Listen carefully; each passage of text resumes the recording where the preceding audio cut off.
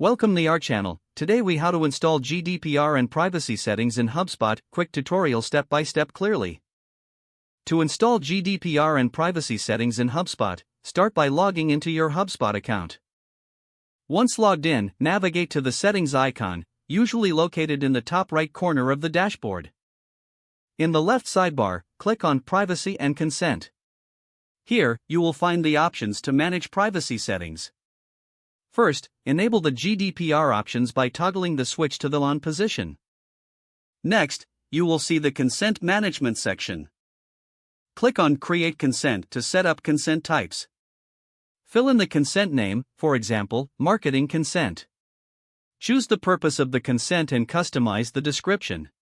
Make sure to include how you will use the personal data. Select the checkbox options for consent-based marketing. Then, save the consent configuration. Next, navigate to the Forms section in the main menu. For each form, you will need to include a consent field. Edit the desired form and click on Add Field. Choose consent from the list of field types. Position this consent field appropriately within the form. Save your form settings. Moving on, check your email lists. Ensure that your emails include an option for users to update their preferences. Next, go to the Contacts section.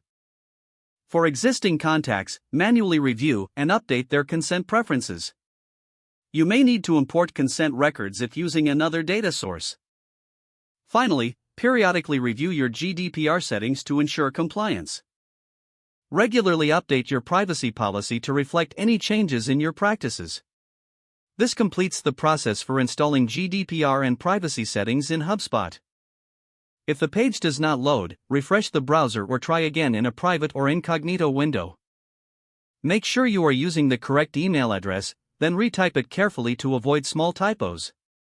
If your password is not accepted, use the reset option and create a new strong password you can remember. Check your spam folder for verification or security emails, then complete any requested confirmation steps.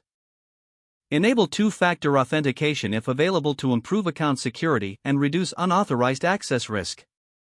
Don't forget to like this video and subscribe to our channel for more step-by-step tech guides.